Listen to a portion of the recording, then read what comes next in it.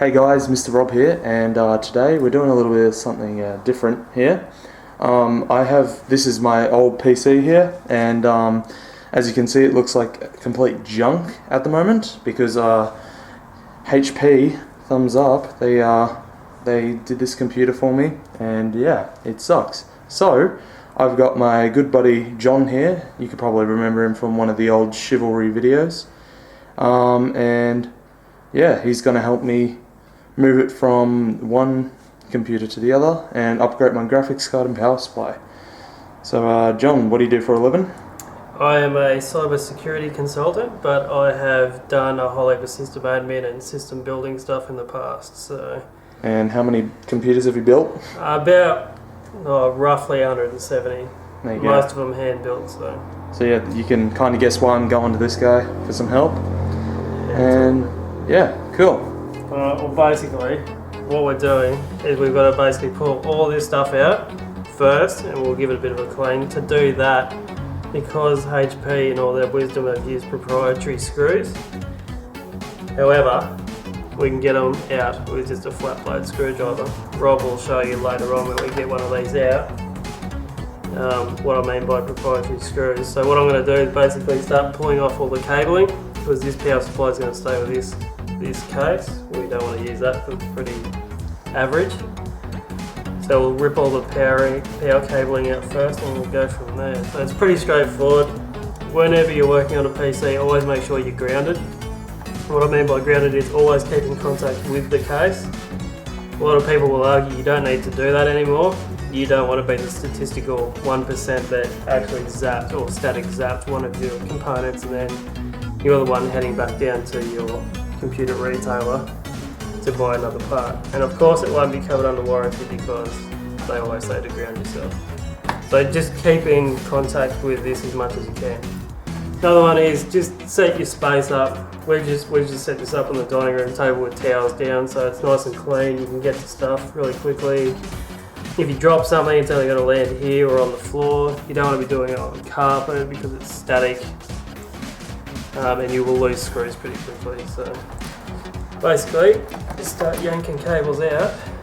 Obviously, take it. If you're not confident, take a photo of how it was beforehand, and you'll get an idea if you get stuck when we get to the other case. So it's not over rocket science. Just start yanking cables out really. So when you're pulling cables, you want to be relatively careful. You don't want to go in there with gorilla hands and start snapping capacitors and whatnot off the board. They're still relatively tough, but don't push it in terms of being rough with it. Typically, if it's not going in or something's not giving, there is a reason because of it. And you'll see, you won't see, but I'll show you. I'm keeping everything together. So here's all the SATA cables, I'm keeping them in one file. As I start pulling things out, Rob's grabbed the bowl, pretty good idea. So now we've basically got all the cables out of the way, and you can fold them back gently. So what I mean by proprietary, that's just a Torx bit, but you'll see that the bladed screwdriver will grab it. We won't be putting these in the new case because they're just rubbish. So we've basically got the motherboard clear. The other thing is left connected to it is the CPU cooler. That's okay, we'll leave that there. We've got no need to unplug that. So now it's just a matter of popping all these motherboard screws off. I tend to use magnetic tipped screwdrivers just because if you're about to drop something, it will hold it for you. One thing to keep in mind is try to keep them away from your spinning hard drives, as obviously magnets are not their friends. You could also use this process that I'm using for building a new machine if you wanted to. You'll start seeing more of that when we start into the new case. But basically what you want to start with, before you even start mapping out the screw-in points to mount the motherboard, you want to get your CPU in there, you want to get your RAM sticks in there. It just makes it easier if you do that on the board whilst it's out of the case. Especially some of the new gaming cases are starting to go into a small form factor. You don't want to do it in there because it's just all too hard. Kind of plan it where you're going to pull it out as well. So for me, I'm just going to lift this straight up, give it a bit of a wiggle. And Rob's just pointed out that it does have proprietary bits on the back as well, which need to be blocked off plates. So I might bring that with it. There we go. So this fan, because this is obviously a purpose-built case, it's very tight, so this fan's going to come out as well.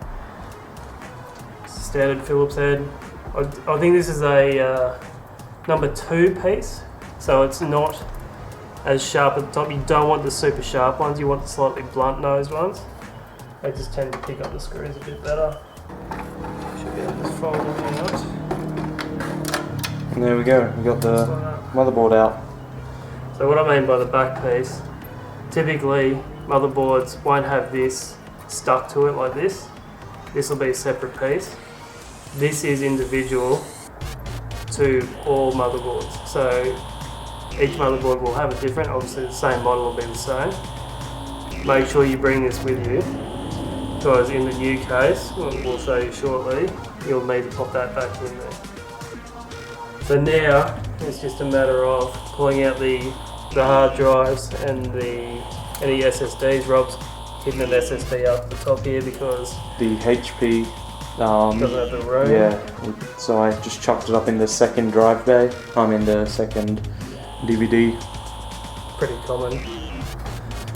And pulling the drives out is pretty well common sense. Just unscrew the damn things and get them out. Obviously be careful where you put them, be mindful. Typically don't stack them on top of each other when you're lying them down once they're out of the case. I've just seen a couple of guys do that, and in the heat of the moment, you know, building stuff or trying to find or reach stuff, they knock them off each other, and last thing you want is a 3 terabyte drive hitting the deck and then it doesn't work, so don't do that. Now when you're building a computer, John, Yep. do you need all the good stuff? No, not necessarily. A lot of guys will go out and buy the biggest and best. It's really, at the end of the day, what you want to do and what your budget is. You can do a lot on not a lot. It all comes down to smart decisions. You'll find that solid state drives are going to be your friend if you just want to, frame per second boost or something like that. Probably consider an SSD over, $500 video card or something like that. Obviously the video card will still help. But there's a lot of smart things you can do, and there's a lot of budget savvy things you can do as well. So we'll set up the other case now, and we'll get back to you in a second. Righto, we're back. So I separated this back piece from the motherboard, like I was saying before, just for the sake of people can see it. So from now is where you would use it on a brand new machine. So if you're assembling a new machine from scratch, this is where you go from. We'll put that in there. This is how I typically pick up a motherboard as well, by the heatsink. It's the strongest part of the board. Boards aren't overly heavy. All I do now is basically place them in there to see where my holes will line up. Now this case has already got pre-drilled spots. I'll show you when I pull it out. And what I'm looking for, especially here, is I know there's no mount point there. So I'm looking for the spots where there are no mount points, where I'll have to put mount points in. So I know for a fact that that one's there. And you can tell just by looking through the actual holes. So in this case, the only two we're missing is this bottom two. And you can tell by gently just give it a bounce and see there's nothing there. You don't want that. You want it to be nice and tight. With new cases, you'll get a bag of bolts and screws. These gold fellas are the ones you want to be looking for. A lot of people don't tighten these down onto the actual case. So when you tighten your screw through the motherboard, and then later on you want to take it out, what happens is the screw that goes through the motherboard locks into this, and then this starts twisting on the base. I'll show you an easy way to tighten it up. You get them in there, do it finger tight. If you think you're a bit Gumby on the tools, a lot of people think they are, but they're actually not too bad. Use just your everyday shifter. Sit him on there, tighten the shifter around it until it's got a decent grab on it, and just give it a little twist. You don't need to go super tight, just enough that you can't undo it with your fingers. The most steel in the cases these days is very soft and very thin. If you go too tight, you'll strip it out. You've just made a whole heap of headache for yourself. But by doing this bit, you won't get the issue I was talking about before. So now, we can go ahead and bolt that down. This is where the magnetic screwdriver will come into its thing. There's no right or wrong way of where to start, what to start. I typically start one in the middle.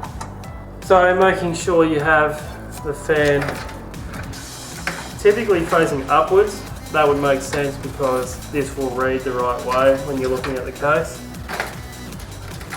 So typically just a drop-in job, just like that. There are 4 screws on the back. You definitely want to put those. Typically the ones that come with the power supply are the right ones for it, obviously. These ones are very common. The other ones I have seen are the thumb tightening ones. They're cool, but they've also got a screwdriver bit, typically a Phillips bit on the end of them. You do want to give that a bit of a twist as well, because at the end of the day you don't want the power supply coming loose if you go into a LAN party or something like that. The hidden wiring job is a bit of an art. There's a lot of stuffing around in there, and typically you have the case standing upright for it and the back piece off the case. We probably won't do that in this one because it'll just be too difficult to show how to do it all in one hit. But we might do it in a separate video. If you guys want to see something like that, just leave a comment, and yeah, we'll see if we can do that. So basically you just want to start getting power to your motherboard first. So get all the other stuff out of the way. I start with the big one. Make sure you click them in until you hear the click, just like that. That's perfect. So with the newer breed of motherboards, see how it's got CPU written on the side of it. It's got PCIe written on it, so on and so forth.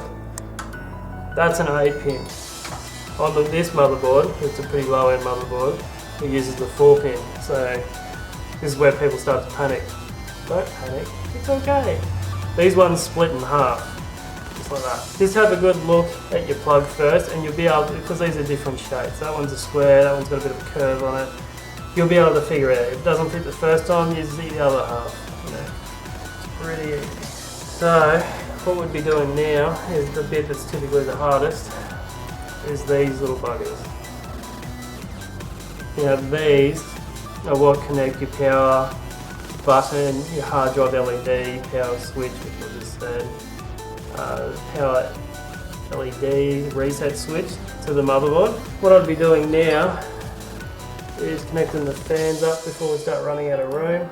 You'll see those written on the board. In this bit, you probably won't see it, but it's okay. So with that out the way, what I'd be doing now is dropping the hard drives in and running the SATA cables.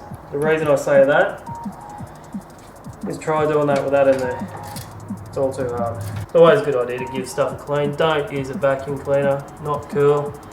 Use a compressed air can that you get from Dick Smith or something like that. They are expensive, but they're expensive for a reason. So John, do you want to tell us why a SSD, or what's the difference between an SSD and a normal hard drive? Right, it's a solid state SSD.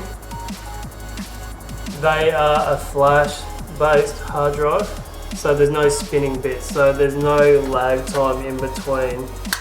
So a standard hard drive is a spinning platter with a reading head, so you've got that delay time of reading. Most run-of-the-mill spinning hard drives have got a read and write speed of around 150 megabytes per second. SSDs get all the way up to, it's basically average around the 500 mark for the latest ones. For the PCIe ones, which are the next generation that have only really just started coming out, they're starting to average around up to 2 gig a second, which is just ridiculous. So if you can afford one of those, get it, because it will be awesome. Okay, one thing we've just noticed, straight away, when we plug a cable in, it sticks out, so the edge of the case won't go down. This case, and every case is different, are running their cabling around the back. So they're forcing you to do some funky cabling.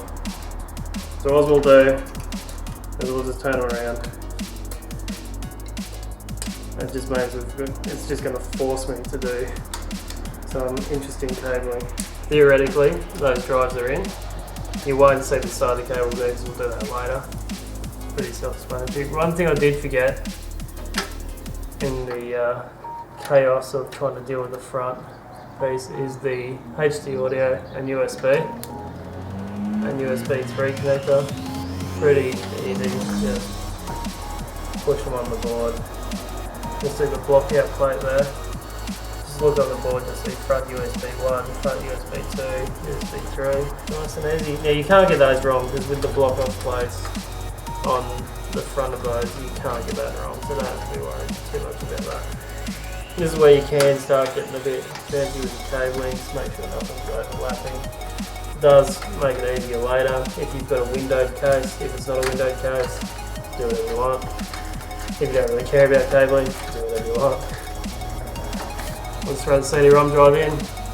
This case, it's a slot in, this drops on and then turns to lock it in. A lot of the new cases are going that way. Majority of them are just SATA now as well. Similar thing. I've already popped the front bit out. Slides in. We dropped this before, but I'll just use this one as an example. They've got the locking pins here, so they sit in where the screws would go, and then it locks it in there. Most of the time you'll need to give it a little bit of wobble, just like that. Boom, you're in. Cool, so now we're at the point where the video card's on. Da-da-da-da-da-da. Now, having a look at your video card. This is your mount point. At the moment it's got a bit of silicone over it. This is how they just come.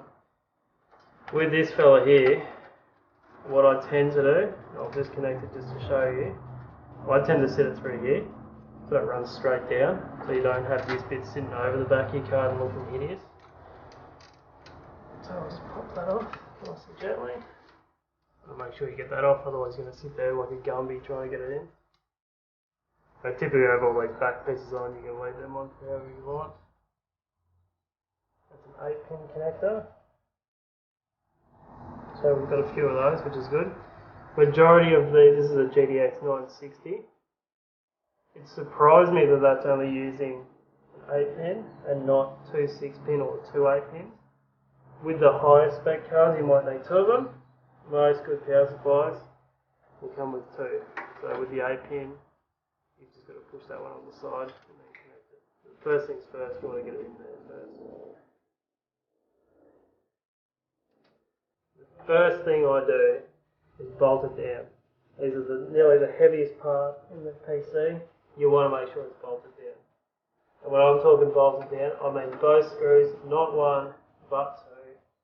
Do it properly, and then you won't have the card weighing down on the motherboard later on, and then potentially snapping the PCIe port off, or fracturing a solder, and then you get into random issues.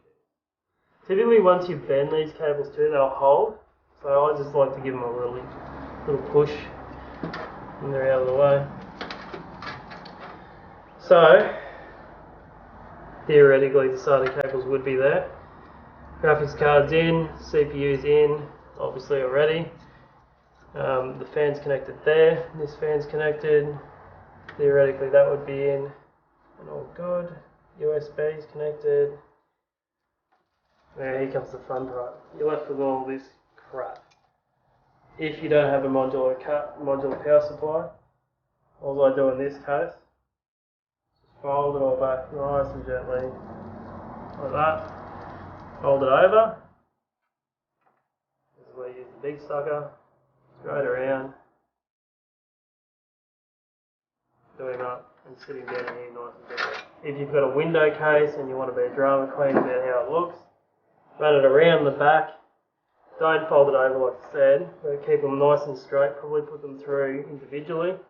run them through the back and sit them back behind the motherboard plate, obviously not actually behind the motherboard, and then you should be good to go. So at this stage, once we do our cable management, which we'll cut back to soon, you should be good to hit the power button and see what happens. It's a good idea to have your motherboard book on hand, because if it's throwing beat codes at you or whatnot, typically in the motherboard book it'll tell you what a beat code is. For instance, if it's doing 3 fast beeps and a single beep, it might be a graphics card. It varies between all different motherboards. So grab your motherboard book, get ready to power on, and see how you go. Okay guys, so John's done some beautiful cable management. As you can see, there's like nothing to see. Sucky because the case only doesn't come with a window, but hey, it's alright. Okay guys, well, we're going to end it there for today. Just remember to like it if you did, if it helped. I hope it did. And subscribe if you haven't already, and have an awesome rest of your day. See you guys.